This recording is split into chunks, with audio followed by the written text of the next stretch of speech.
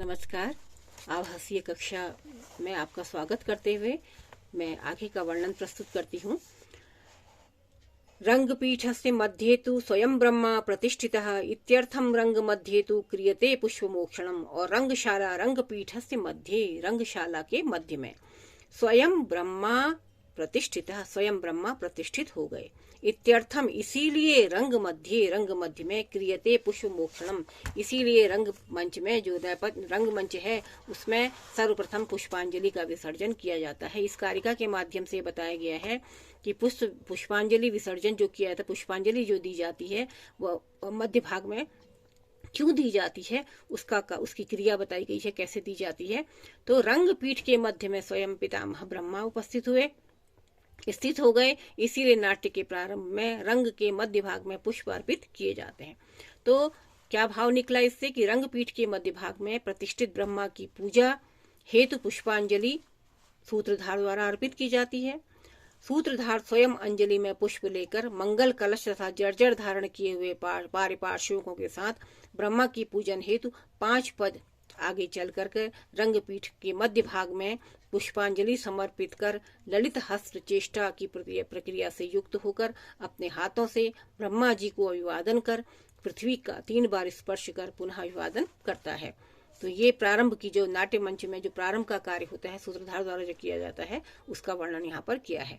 तो क्योंकि नाट्य वेद की रचना ब्रह्मा जी ने ही की थी, ब्रह्मा जी ही सर्वप्रथम उसके वेदता थे, तो अतः रंगपीठ के मध्य भाग में ब्रह्मा जी की स्थापना और नाट्यारंभ में उनकी प्रति पुष्पांजलि अर्पित करना औचित्यपूर्ण ही है।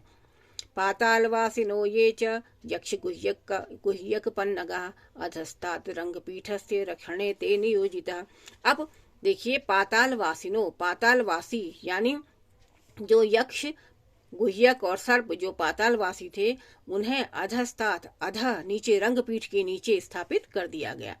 इसमें पाताल में निवास करने वाले जो हैं उनकी रक्षा के निवास करने वालों की रक्षा का स्थान बताया गया है कि जो यक्ष गुह्यक तथा सर्पगण पाताल में निवास करते थे उन्हें रंगपीठ के अधोभाग की रक्षा के लिए वहां पर स्थापित किया गया।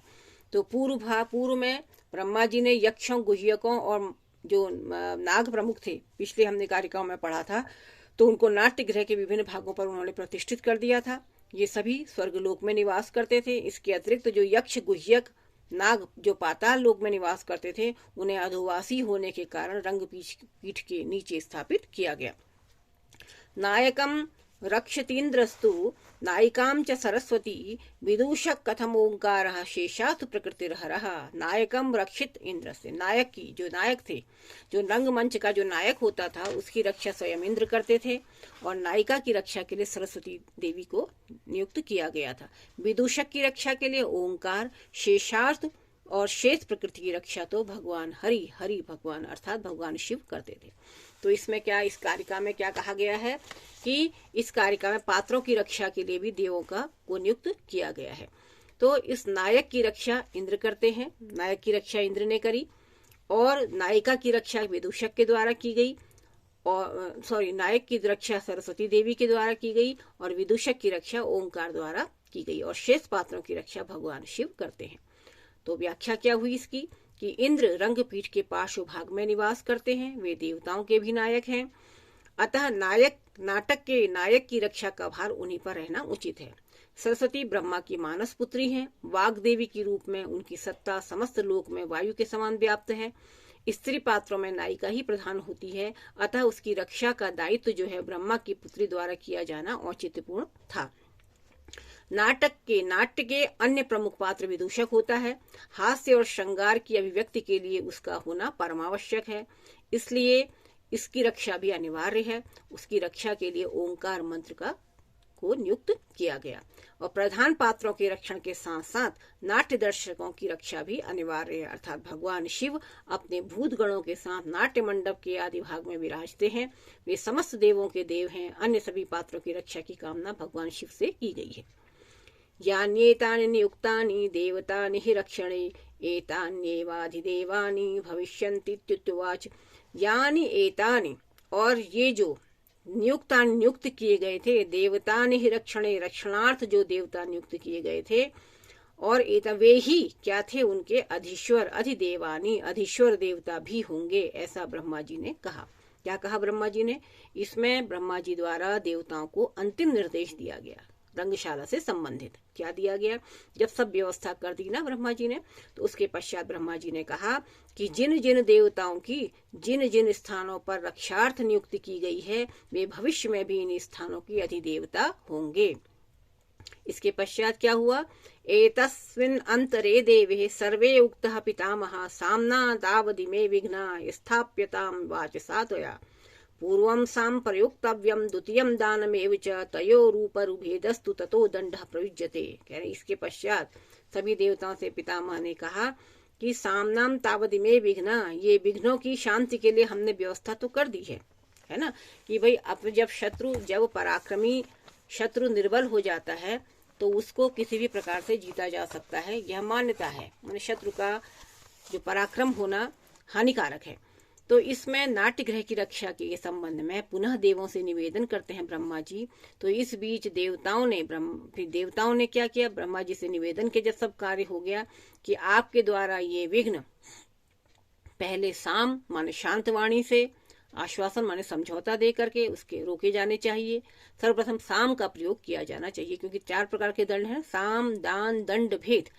तो फिर उसके बाद दान का, फिर भेद का, इन तीनों के बाद ही दंड का प्रयोग किया जाना चाहिए।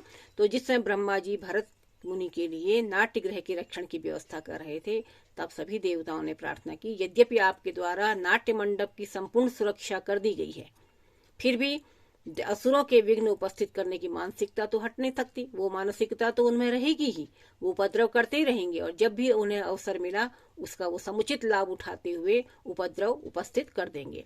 तो इस समय हम लोग पूर्ण रूप से सुरक्षित हैं, इसलिए सशक्त हैं, और यही समय है कि हम उनसे शांति वार्ता कर लें, क्योंकि 4 प्रकार की जो नीतियां हैं उनका प्रयोग करना भी आवश्यक है। तो सबसे हम उनसे शांति वार्ता कर लें। अभी वे मान भी सकते हैं, क्योंकि शत्रु अभी अशक्त है। और जो शत्रु अशक्त, अगर हम अशक्त होते तो हमारी वार्ता वह कदापि नहीं सुनते।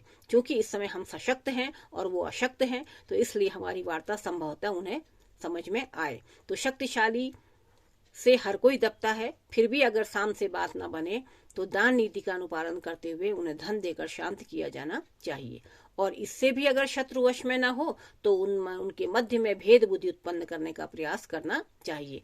और जब तीनों से काम न चले, जब साम, दान, दंड ये तीनों नीतियां असफल हो जाएं, तो तब फिर अंत में दंड नीति, साम, दान, दंड, ये दंड नीति का प्रयोग करना चाहिए। ये प्रयोग साम, दान, दंड, भेद, और भेद बुद्धि का प्रयोग पहले करने के पश्चात भी जब अनुकूल सफलता न मिले तो दंड नीति का प्रयोग करना चाहिए। अतः हमारा आपसे निवेदन है कि आप दैत्यों के पास जाकर के शांति वार्ता करने का प्रयास करें। तो नीति शास्त्र में 4 प्रकार के प्रयोग होते हैं, ये भी बार बार आपको बताए गए हैं। भेदो दंड साम दान मृत्युपाय चतुष्टयम। तो सांत्वना पूर्ण विधि से शत्रु को शांत करना साम कहलाता है। कुछ दे करके शत्रु को शांत करना दान कहलाता है। शत्रु में गुप्तचर आदि द्वारा फूट डालना भेद कहलाता है। और शक्ति से दंड देना दंड नीति है। इसी को ही उपाय चतुष्टय कहा जाता है। देवानां वचनं श्रुत्वा ब्रह्मा विघ्नुवाचुः कस्माद् भवन्तो नाट्यस्य विनाशाय समुपस्थिता। ब्रह्मणो वचनं श्रुत्वा विरूपाक्षो अब्रवीद्वचः दैत्य विघ्निर्गणेशार्धं सामपूर्वमिदं ततः योऽयं भगवता सृष्टो नाट्यवेदः सुरेच्छया प्रत्यादेशो अयमस्माकं सुरार्थं भवता कृतः तन्नेतदेवं कर्तव्यं त्वया लोकपितामह यस्या देवास्तथां दैत्यास्त्वनः सर्वे विनिर्गतः। अब देवानाम वचनम श्रुत्वा, देवताओं के वचनों को सुन करके, ब्रह्मा विघ्नवान उवाच, ब्रह्मा जी ने विघ्नों से कहा। तो इस श्लोक में ये जो कार्य का चतुष्टय आपके सामने प्रस्तुत की गई, इसमें दैत्यों से प्रश्न किया गया है कि आप लोग विघ्न उत्पन्न क्यों करते हैं। तो इसके उत्तर में बता रहे हैं। तो उनके उत्तर में कहते हैं, देवगणों के वचनों को सुनकर ब्रह्मा जी ने विघ्नों से कहा कि कस्मात कारणात, क्या कारण है कि आप लोग समुत्थिता उठ खड़े हुए हैं, अर्थात तो इस नाटक के विनाश के लिए क्यों उद्यत हैं। तब ब्रह्मा वचनम श्रुत्वा, तब ब्रह्मा के वचनों को सुनकर विघ्न गण ही सार्धम विरूपाक्ष ने कहा, तो ब्रह्मा जी के वचनों को सुनकर तब दैत्यों और विघ्नों के साथ विरूपाक्ष ने साम नीति का अनुपालन करते हुए यह वचन किया कि आपने देवों की इच्छा से जो नाट्य वेद रचा है वह वेदों के लिए आपके द्वारा रचा होने के कारण हमारे लिए अपमानजनक है।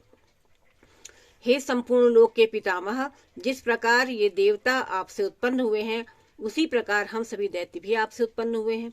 अतः आपको ऐसा कार्य नहीं करना चाहिए। हम तो दोनों आपकी संतान हैं, इसलिए एक के प्रति न्याय और एक के प्रति अन्याय करना क्या उचित है।